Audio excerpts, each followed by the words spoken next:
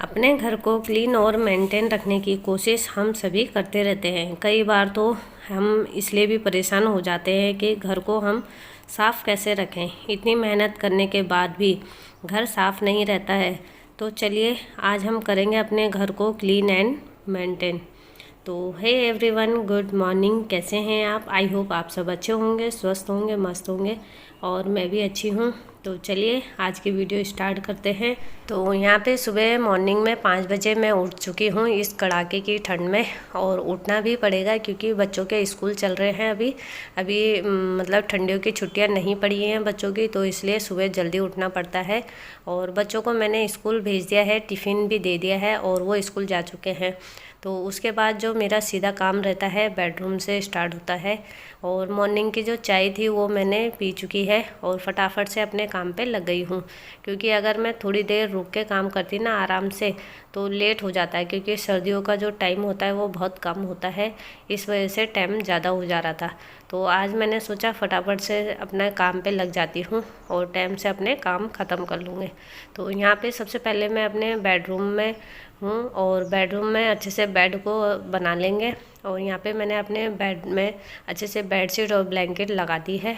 तो चलिए, जो दूसरा काम आता है अपनी क्लीनिंग का आता है। अपने रूम में जो एक्स्ट्रा सामान इधर उधर पड़ा रहता है उसको अच्छे से मेंटेन करेंगे। अगर हम अपने रूम को अच्छे से क्लीन नहीं करेंगे ना तो सामान इधर उधर फैला ही रहेगा। तो इसलिए जो सामान जहाँ का है उसे वहाँ रख दे। और उसके बाद जो काम आता है हमारा वो झाड़ू का आता है। उसके बाद हम सीधा झाड़ू करेंगे और झाड़ू करने से पहले सारी जो मैटिंग है हमारी उनको अच्छे से उठा के बाहर रख दूँगी। और क्योंकि 1-2 दिन तो मैंने झाड़ दिए थे, सीख वाली झाड़ू से या ब्रश से अच्छे से साफ़ करके रख देती हूँ और रोज़ रोज़ मैट नहीं उठाती हूँ। तो ये जो भारी मैट है उसको अंदर ही साफ़ कर देती हूँ और हल्की वाली रख देती थी। तो आज मैंने सभी मैटें बाहर रख दी हैं और फटाफट से अब झाड़ू लगा लेंगे। झाड़ू लगाते समय हम अच्छे से क्लीनिंग करते हुए लाते हैं, क्योंकि झाड़ू लंबा भी होता है, तो हम ऊपर अगर जाली ले तो उनको भी अच्छे से साफ़ करते हुए बाहर को ले आते हैं।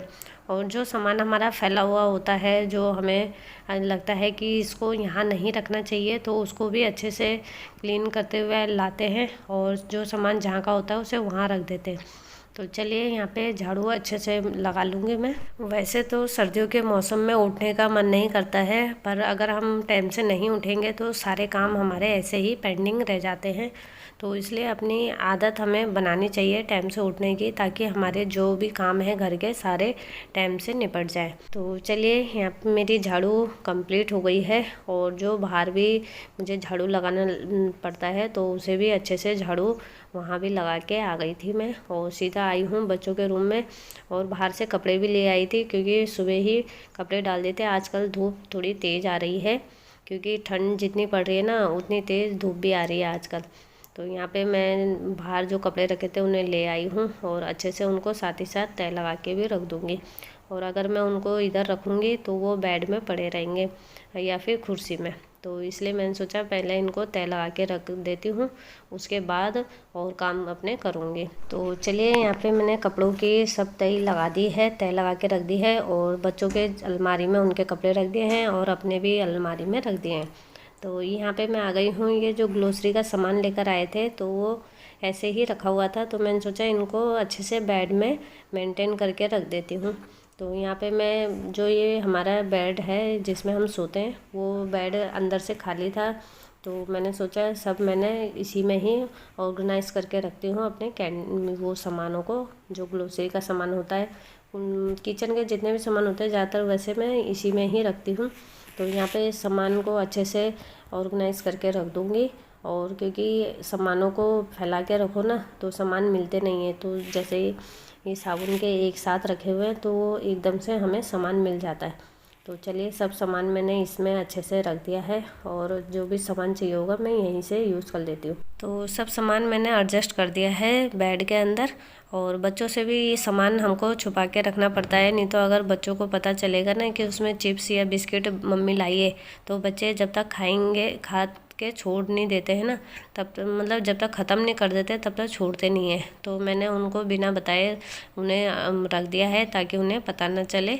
तो चलिए यहाँ पे आ गई हूँ मैं अपने किचन में, और अब कर लेंगे किचन की अच्छे से क्लीनिंग, क्योंकि ब्रेकफास्ट सभी का हो चुका है। और अब मैं सबसे पहले किचन की क्लीनिंग करूँगी। और जो काउंटर टॉप में मेरा एक्स्ट्रा सामान पड़ा हुआ है उनको अच्छे से पहले उनकी जगह पे उन्हें अरेंज करेंगे। और जो सामान नीचे वाली स्लिप है मेरी, नीचे सामान जो रहता है वो बाहर कुकिंग करते समय बाहर ही रह जाता है, तो उनको पहले जो मेरी बकेट है जिसमें मैं एक्स्ट्रा सामान रखती हूँ, मतलब दाल के या फिर कोई भी चीज़ के होते हैं, तो उनको उसके अंदर रख दूँगी ताकि वो बाहर खुले ना रहे। तो सब में मैंने नीचे का सामान जो था वो मैंने अच्छे से एडजस्ट कर दिया है। और अब उसके बाद जो काउंटर टॉप में एक्स्ट्रा सामान है उन्हें भी एडजस्ट कर लेंगे। और जो ब्रेकफास्ट का फूड होता है वो बच जाता है तो उसको फ्रीज़ में एडजस्ट कर लेंगे, क्योंकि अगर वैसे तो सर्दियों का टाइम है, बाहर भी रखेंगे कोई फ़र्क नहीं पड़ता है, इतनी जल्दी ख़राब नहीं होता है। पर फिर भी अपने काउंटर टॉप को साफ़ सुथरा रखने के लिए हमें जो फूड बच जाता है उसे फ्रीज़ में लगा देना चाहिए, ताकि हमारा काउंटर टॉप खाली खाली सा रहे और बिल्कुल साफ़ सुथरा लगे।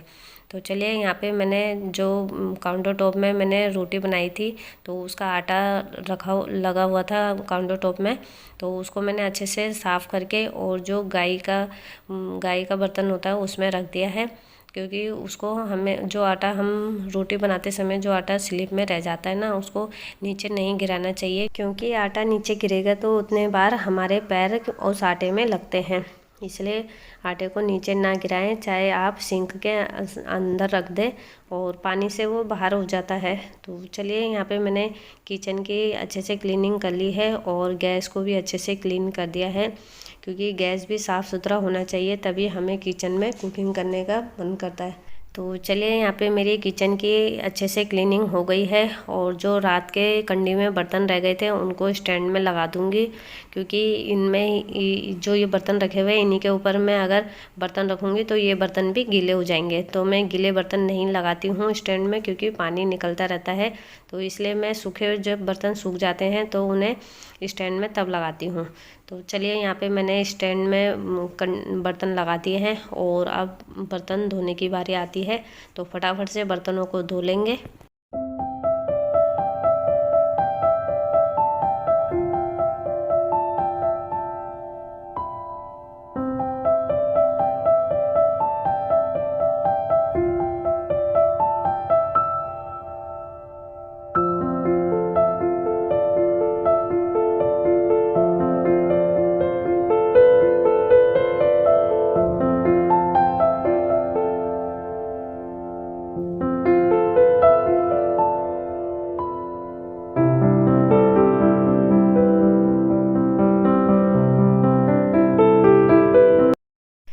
तो चलिए यहाँ पे मैंने अपने सभी बर्तन धो दिए हैं और सिंक को भी अच्छे से क्लीन कर दिया है। और बारी आती है अब इस अनार के जूस बनाने की। तो यहाँ पे रावत जी ने अनार छील के रख दिया था, और जो ये वाला मेरा ऑर्गेनाइज़र है ना, ये मैंने मीशो से परचेज़ किया है, बहुत ही बढ़िया है। इसमें जूस आसानी से बन जाता है, बस इसको थोड़ा पुश करके दबाना पड़ता है इस तरीके से और घुमाना पड़ता है इसे। तो चलिए यहाँ पे फटाफट से बच्चे के लिए जूस बना दूँगी। तो मेरा जो छोटा बेटा है वो देहरादून में रहता है, और मतलब हॉस्टल में रहता है देहरादून स्पोर्ट कॉलेज में। तो वो आजकल उसकी विंटर की छुट्टियां पड़ी हुई हैं, विंटर हॉलीडे चल रहा है, तो उसके छुट्टियां पड़ी है तो वो घर में आ रखा है। तो मैंने सोचा जब घर में आया है तो माँ का तो होता ही है ना कि बच्चा हमसे दूर रहता है और घर में आया है तो उसकी खूब सेवा की जाए, जितना हो सके हम उसे अच्छा अच्छा बना के देते रहे। तो इसी वजह से मैंने आज अनार लेके आए थे रावत जी, तो मैंने उनसे कहा कि आप अनार छील के रख दो और मैं उसके लिए जूस बना दूँगी, क्योंकि वो अनार नहीं खाता है। कहता है कि मेरे दांतों में ना अनार के जो दाने होते हैं वो चिपक जाते हैं, तो वो इस वजह से अनार के दाने नहीं खाता। तो मैंने सोचा फटाफट से उसके लिए जूस ही बना देती हूँ। तो फटाफट से मैंने इससे उसके लिए जूस निकाल दिया है 1 गिलास, और आप देख सकते हो कि कितनी आसानी से इससे जूस निकल जाता है अनार का क्या है, वैसे ये सभी फ्रूट का जूस बना देता है। तो यहाँ पे मेरा अनार का जूस रेडी हो गया है और फटाफट से उसको मैं अनार का जूस दे दूँगी और उसके बाद मैं अपने काम पे लग जाऊँगी। तो वो टीवी देख रहा था बिस्तर में बैठ के, और मैंने उसको जूस दे दिया है। और मैं आ गई हूँ यहाँ पे अपने कपड़े धोने के लिए। जो थे वो मैंने कपड़े धो दिए थे और बस ड्राई करने रह गए थे, तो वो भी ड्राई हो गए हैं। और अब मैं इनको फटाफट से बाहर डाल दूँगी तार में। सर्दियों के टाइम पे हमें ऐसी चालाकी करनी पड़ती है ना कि जैसे पता चलता है हमें कि धूप आ रही है, तो हमें सुबह ही मॉर्निंग में ही सबसे पहले कपड़े ही लगा देने चाहिए मशीन में, ताकि जब तक हम अपना और काम करते रहें तो कपड़े हमारे धुलते रहेंगे, साफ़ होते रहेंगे। और जैसे ही टाइम मिलता है उन्हें अच्छे से ड्राई करके और तार में डाल दें। तो यहाँ पे अच्छी खासी धूप निकली हुई है, तो मैंने सोचा फटाफट से कपड़े टांग देती हूँ और टाइम से सूख भी जाएंगे, तो इनके अच्छे से तय भी लगा के रख दूँगी साथ ही साथ। नहीं तो कपड़े बहुत ज़्यादा हो जाते हैं और अंदर भी ऐसे ही पड़े रहते हैं। तो चलिए कपड़े मैंने तार में डाल दिए हैं सभी, और अब फटाफट से लगा लेंगे पोछा। तो मैं आ गई थी रूम में और अब लगा लूँगी फटाफट से पोछा। तो सबसे पहले मैंने किचन में पोछा लगा दिया है और उसके बाद अब मैं लगा दूँगी रूम में। तो जब हम पोछा लगाते हैं ना तो हमारे घर पूरा क्लीन और बिल्कुल मतलब अच्छे से साफ़ हो जाता है। और अगर हमको अपने घर को अच्छे से मेंटेन करके रखना है ना, तो जो सामान हम जहाँ से उठा रहे हैं ना काम करने के लिए, तो उनको बाद में सीधा वहीं पे रख दें जहाँ से हमने सामान उठाया है। तो चलिए यहाँ पे मैंने फटाफट से पोछा लगा दिया है और मेरा पोछा भी यहाँ पे कंप्लीट हो गया है। तो चलिए यहाँ पे सभी फ़ैनों को मैं ऑन कर दूँगी ताकि पोछा साथ ही साथ सूख जाए और अपनी जो मैटें बाहर रखी हुई हैं मैं उनको ले आऊँ। तो यहाँ पे पोछा सूख चुका था और यहाँ पे मैंने अपनी मैटें बिछा दी थी। तो किचन की मैटें रख दी है और ये कमरे की भी ले आई हूँ, सभी मैटों को अच्छे से बिछा लूँगी। तो चलिए गाइस यहीं पे अपनी वीडियो का एंड करूँगी। और अगर आपको मेरी वीडियो थोड़ी सी पसंद आए तो लाइक शेयर और सब्सक्राइब करना बिल्कुल ना भूलें। मिलते हैं नेक्स्ट वीडियो के साथ, तब तक के लिए बाय बाय।